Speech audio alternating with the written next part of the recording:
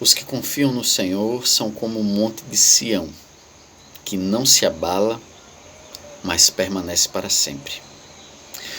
Como os montes cercam Jerusalém, assim o Senhor protege o seu povo desde agora e para sempre. O cetro dos ímpios não prevalecerá sobre a terra dada aos justos. Se assim fosse, até os justos praticariam injustiça. O Senhor trata com bondade aos que fazem o bem, aos que têm coração íntegro. Mas aos que se desviam por caminhos tortuosos, o Senhor dará o castigo dos malfeitores. Haja paz em Israel, Salmo 125. Essa mensagem é muito mais uma provocação do irmão Péricles e da irmã Nádia, aos quais eu peço licença, e que me fez refletir durante essa semana.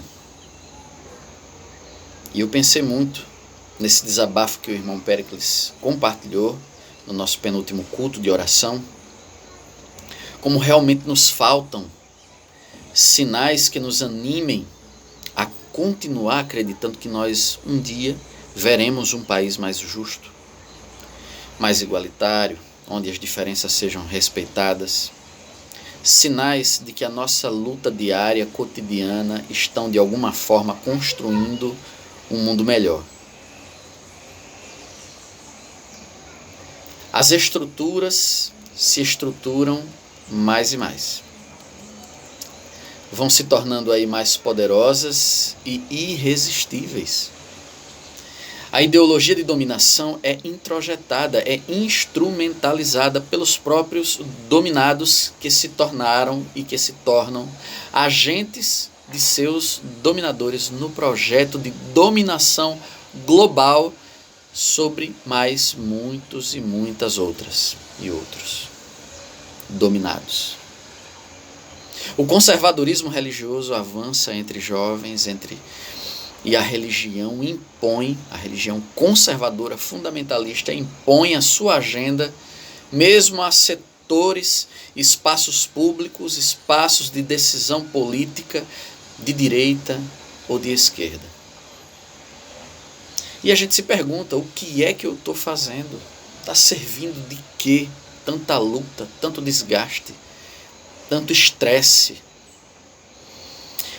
Ontem, voltando do jantar na casa da irmã Nádia, ouvia compartilhar um sentimento semelhante.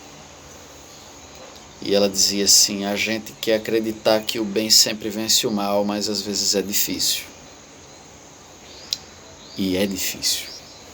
É difícil porque a gente olha para o lado e lá estão as mesmas lógicas, sabe?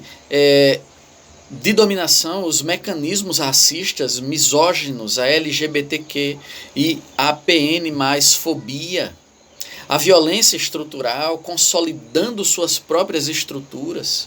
E eu faço coro ao irmão Péricles, as palavras do irmão Péricles. Eu também receio não testemunhar um país melhor. Eu compartilho da sua preocupação, irmã Nádia, às vezes observando as tendências políticas, institucionais e socioculturais. De forma geral, eu também tenho dificuldade de acreditar, muitas vezes, que o bem seja mais forte do que o mal. E às vezes eu sinto vontade de simplesmente, comer e beber, porque amanhã eu vou morrer mesmo. E não vou ver... Não vou colher, não vou comer o fruto desse meu plantio. E eu imagino que Jesus tenha sentido algo semelhante. Depois de uma vida, de uma preparação e de tamanho sacrifício, ali no Gólgota, exposto à humilhação pública, à nudez, à dor, à tortura, à crucificação, por aqueles e aquelas pelos quais e pelas quais ele se sacrificava. No espetáculo aí, articulado institucionalmente pelas esferas política e religiosa. Mas mesmo tendo clareza da sua missão e do seu destino, e mesmo inserido em um contexto político tão injusto, tão perverso, escravocrata, sob a égide romana, vez por outra ele testemunhava uma esperança que é difícil de entender. É chegado o reino dos céus. É chegado o reino de Deus.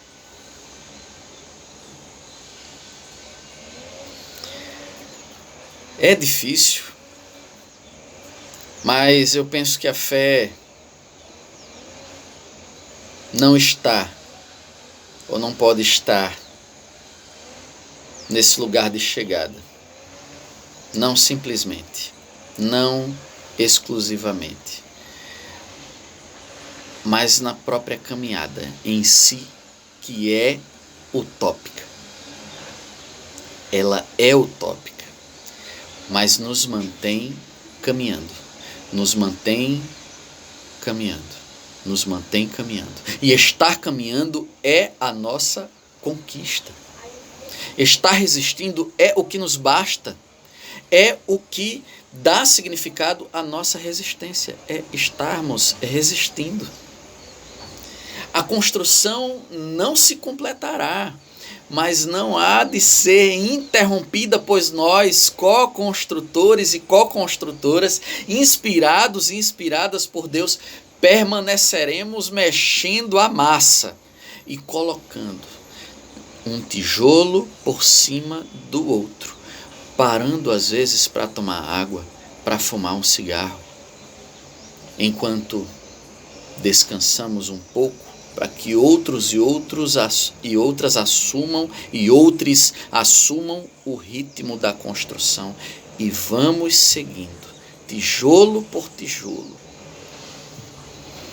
Vamos seguindo a despeito das construções mais velozes e megalomaníacas à nossa volta. Mas o nosso fundamento é sólido. Verdade, justiça, amor, Jesus Cristo. E isso torna a nossa lenta construção inabalável. A lentidão de uma formação rochosa, a escala de tempo, nos impossibilita de perceber mudanças, nos impossibilita de perceber crescimento. Mas as rochas estão se formando, os montes seguem se estabelecendo, seguindo o seu curso natural, suportando todas as eras, como nenhum outro arranha-céus o fez nem fará. Irmã Nádia comentava ainda, se a gente olhar direitinho, a gente vê algumas coisas mudando. Se voltarmos os nossos olhos para a antiguidade, para o medievo, ou para 50 anos atrás então, e fizermos um comparativo, isso fica bem claro. E ontem, queridos, eu testemunhei uma reunião, uma conversa num espaço de comunhão cristã, num nível de profundidade e abertura que eu nunca imaginei um dia testemunhar. As pessoas se abriam e falavam e se sentiam à vontade para fazer, e isso graças a uma construção. Igreja Batista Nazaré é uma construção. Nem sempre vamos enxergar mudanças, e provavelmente todas e todos nós morreremos antes de vermos a mudança que nós gostaríamos, mas morreremos na construção utópica, desse sempre ainda não lugar que nos mantém resistentes na luta e em marcha. E eu concluo com uma tradução judaica do Sermão do Monte. Em marcha os pobres de espírito, porque deles é o reino dos céus. Em marcha os que choram, porque eles serão consolados. Em marcha os mansos, porque eles herdarão a terra. Em marcha os que têm fome e sede de justiça, porque serão fartos. Em marcha os misericordiosos, porque alcançarão misericórdia. Em marcha os limpos de coração, porque verão a Deus. Em marcha os pacificadores, porque serão chamados filhos de Deus. Em marcha os que sofrem perseguição por causa da justiça, porque deles é o reino dos céus. Em marcha sois vós. Continue em vós, quando vos injuriarem e perseguirem, e mentindo disserem todo mal contra vós por minha causa. Sim, estamos em pé e em marcha.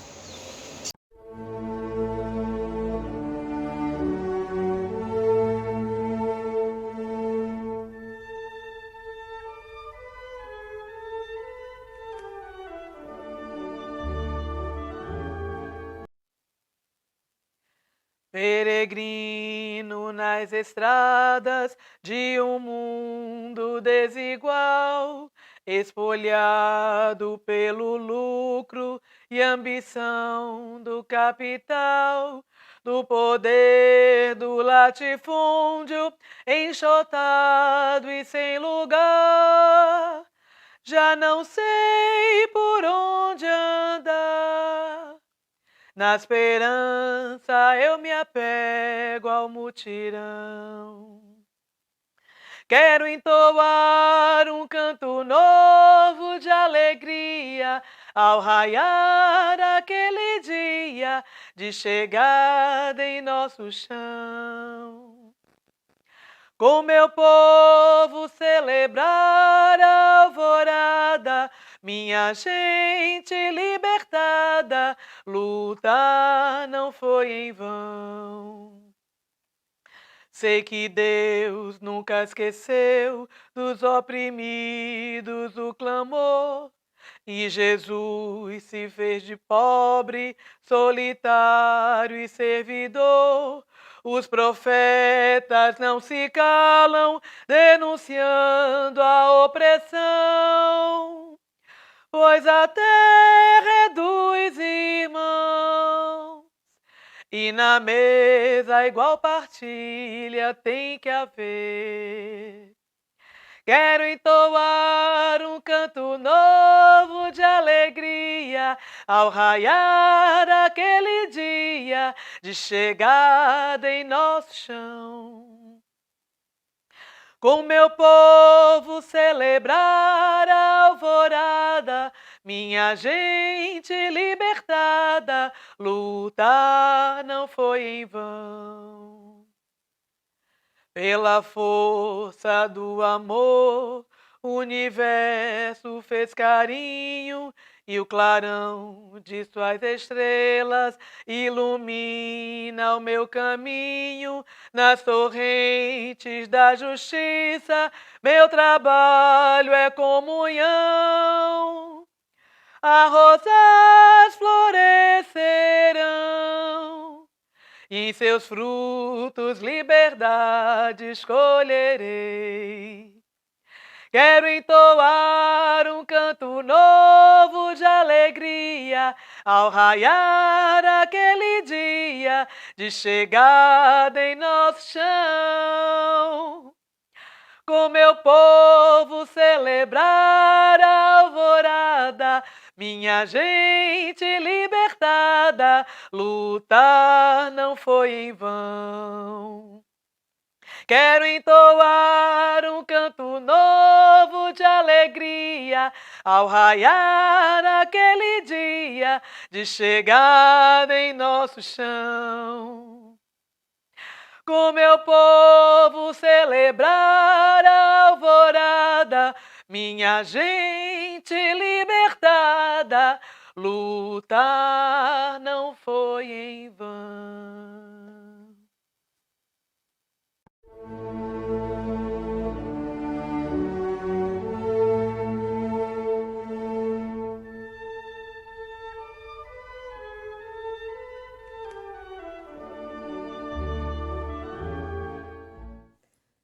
Bom dia, classe Santuário! Hoje é dia 10 de julho e mês da música, e estamos estudando os salmos dos degraus, de romagem, de peregrinações. Vamos meditar um pouco sobre o Salmo 130. Ele é um dos salmos mais analisados da Bíblia. Era o salmo predileto de Santo Agostinho, de Lutero e de Calvino. Inclusive, é considerado o salmo paulino, porque ele traz quase que um resumo das mensagens das cartas de Paulo. E tem algo assim muito interessante a respeito dele, porque além de ser um salmo de peregrinação, ele também é considerado um salmo penitencial, aquele salmo que traz uma mensagem de arrependimento, de quebrantamento, de busca de perdão, né? A pessoa num sofrimento profundo buscando perdão. São 7 os salmos penitenciais: 6, 32, 51, 102, 130 e 143. E este salmo, né, sendo ele de romagem, de peregrinação, ele fala de uma tradição judaica do judeu cuidadoso e zeloso visitar o templo 3 vezes por ano. E nesse processo era todo um ritual, eles vinham recitando salmos, né? A depender de onde morassem, onde eles poderiam estar acampando até chegar ao templo, então várias vezes repetiam os mesmos salmos. Eram salmos decorados, né? Mas há outra possibilidade também de que esse salmo tenha sido escrito durante o exílio babilônico.